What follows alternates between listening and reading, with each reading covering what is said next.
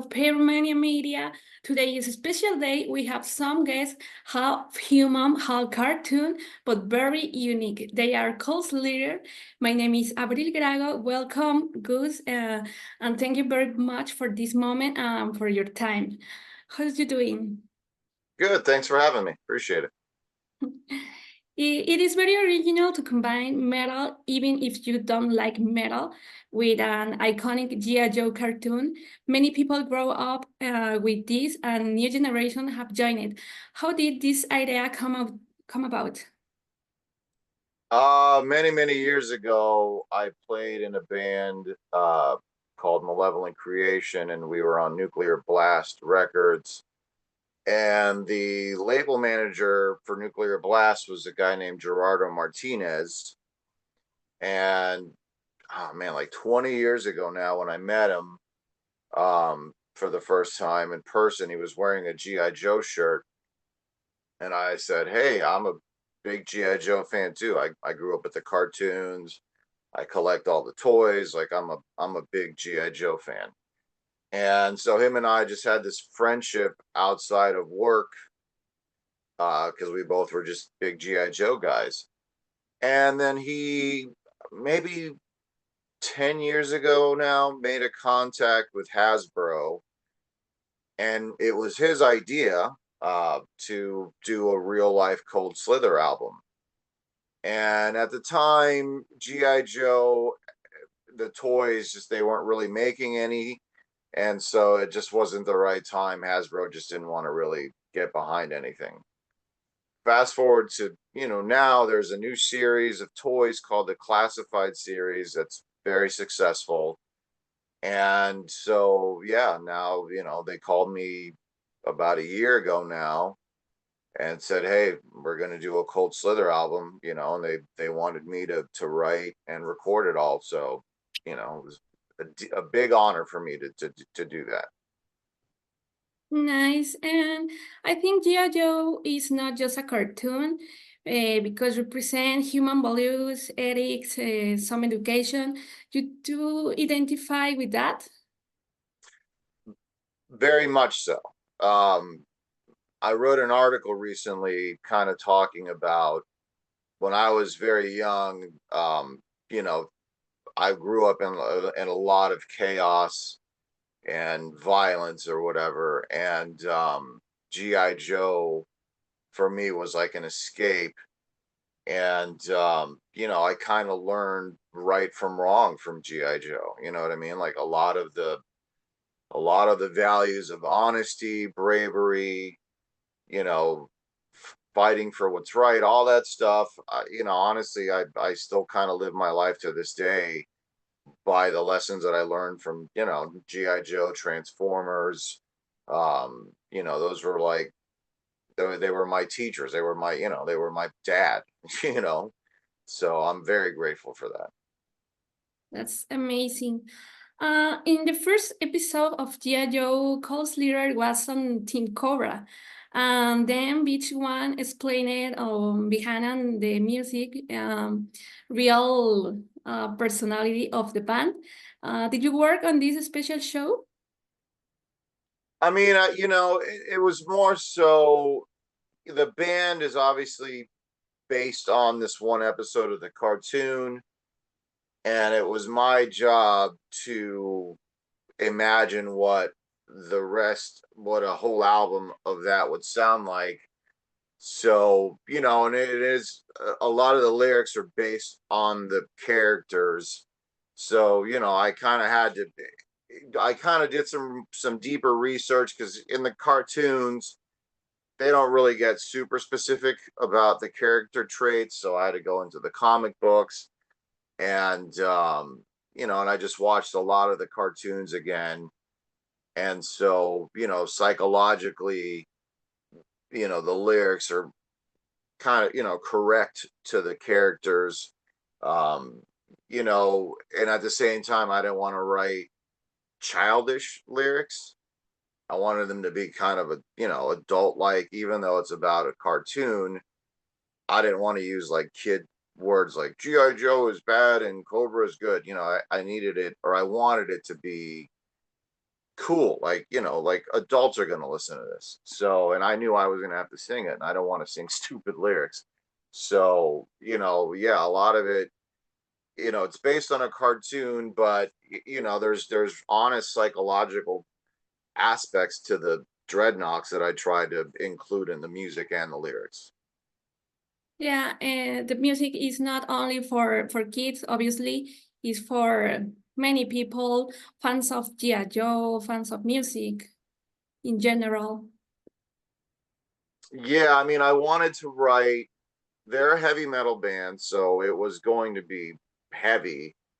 But I didn't want to make it so heavy that if you're just a G.I. Joe fan and you're not necessarily a heavy metal fan, you wouldn't listen to it and be like, oh, this is too much. It's kind of like that sweet spot, like Metallica. There's a lot of Metallica fans that would listen to Slayer and be like, no, that's too heavy for me.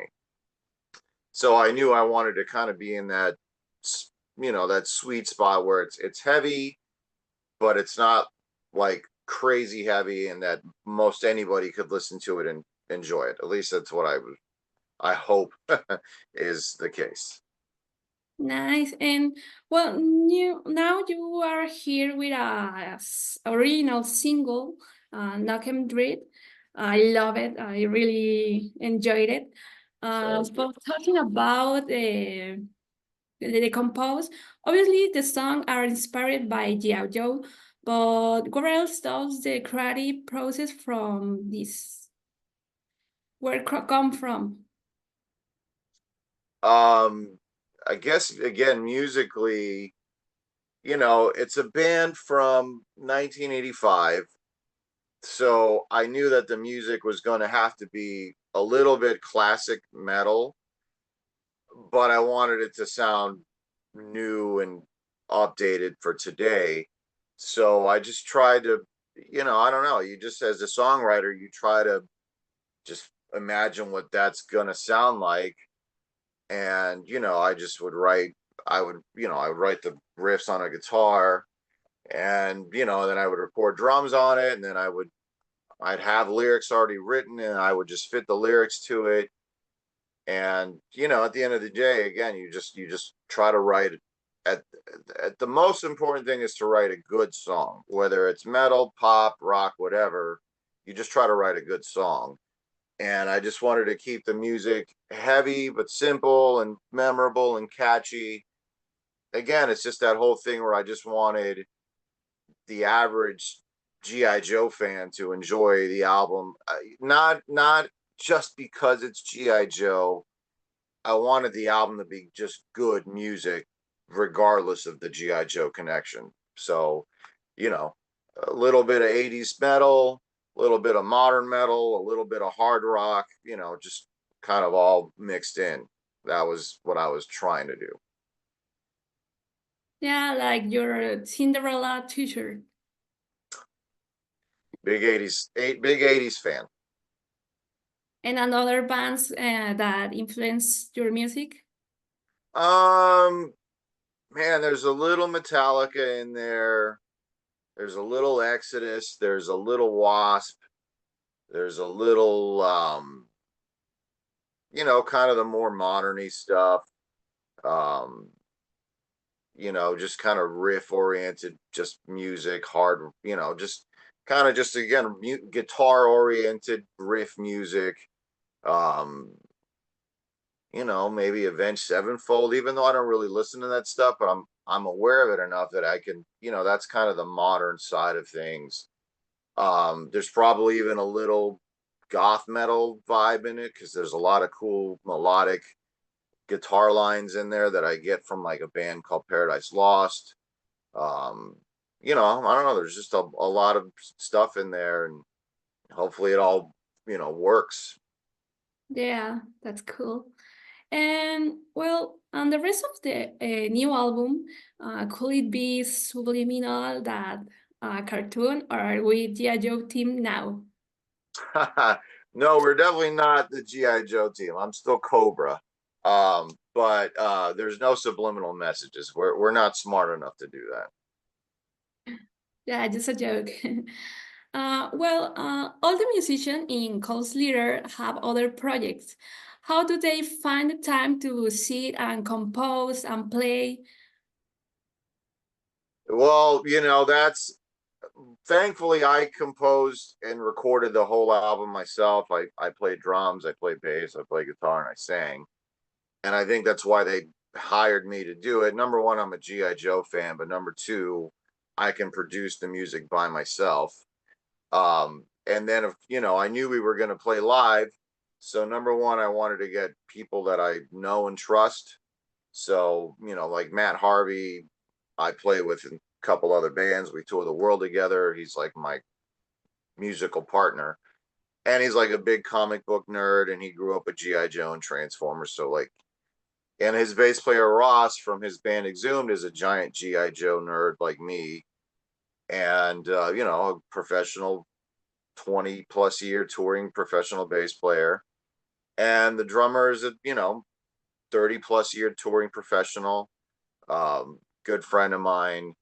So I wanted professional musicians that I don't have to worry about anything. Like I'm flying to California on Monday, and I just know we're going to show up to the rehearsal, and every single person's going to be prepared, and it's just going to be simply running through the songs. I don't have to explain anything.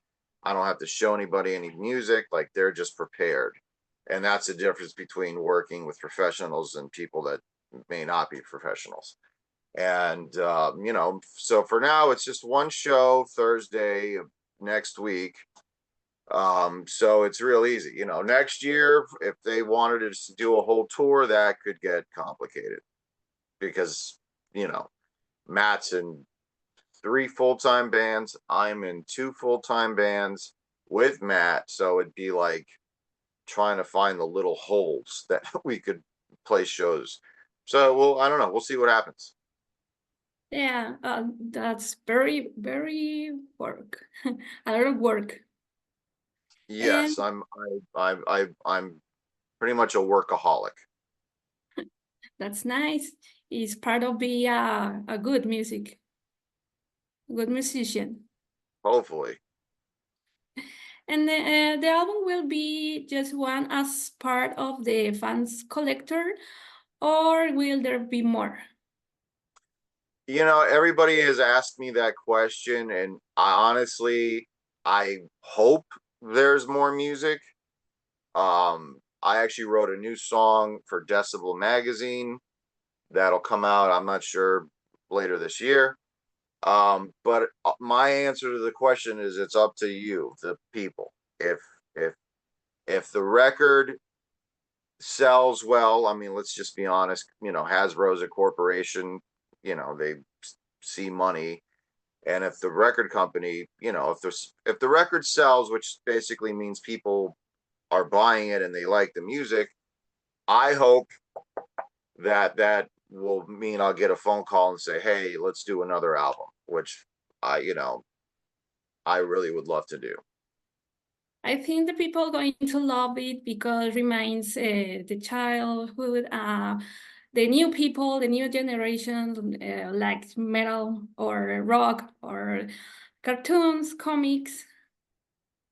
And well, I hope so. you are a fan of comics.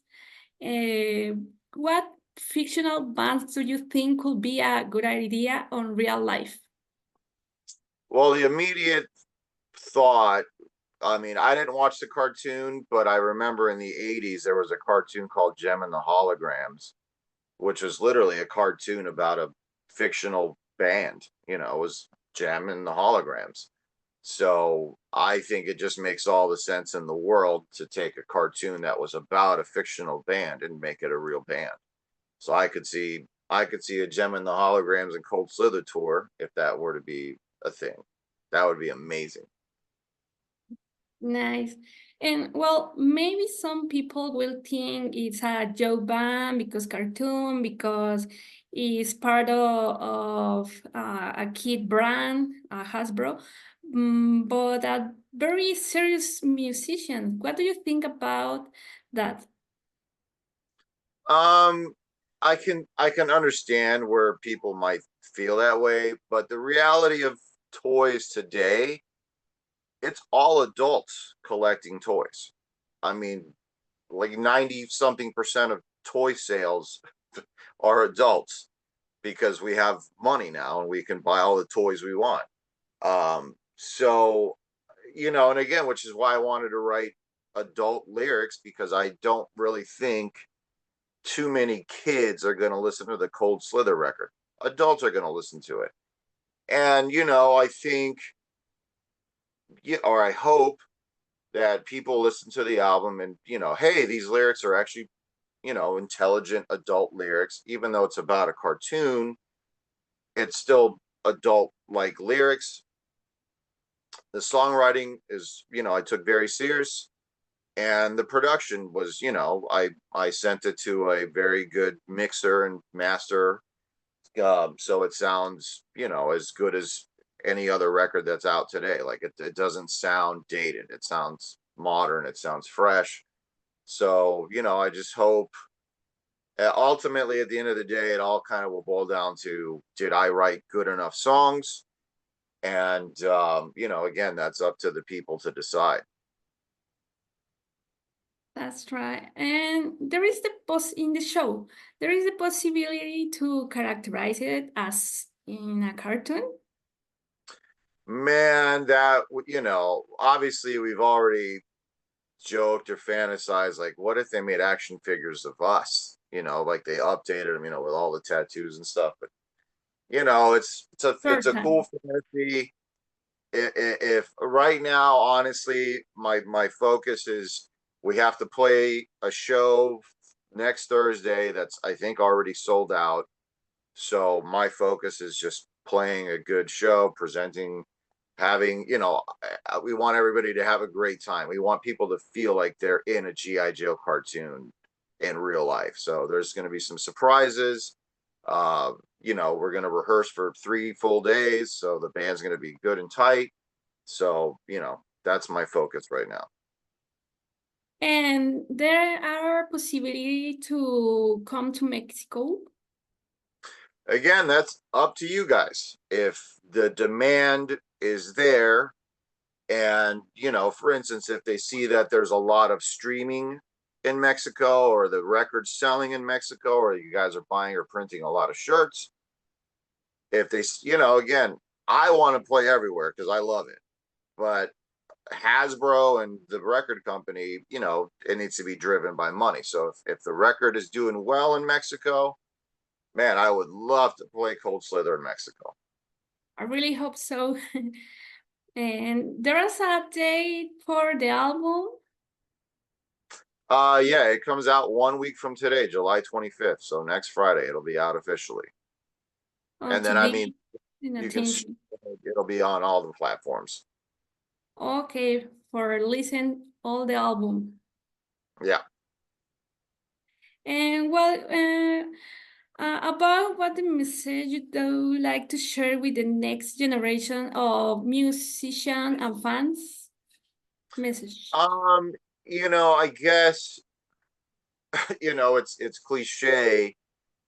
But I'm a kid that grew up with G.I. Joe. G.I. Joe, honestly means a lot to me, deeply emotionally, because it was so important to me as a kid. And now I'm, a real life G.I. Joe character. So, and it came from playing guitar and playing music. So, learn to play an instrument, watch cartoons, and treat people with kindness and respect. Yeah, that's so cool. Well, I think the time is short in Zoom, but I'm very, very, very grateful for this time. This interview for me is very special, and well, see you soon in Mexico, in Guadalajara, and thank you so much. Thank you.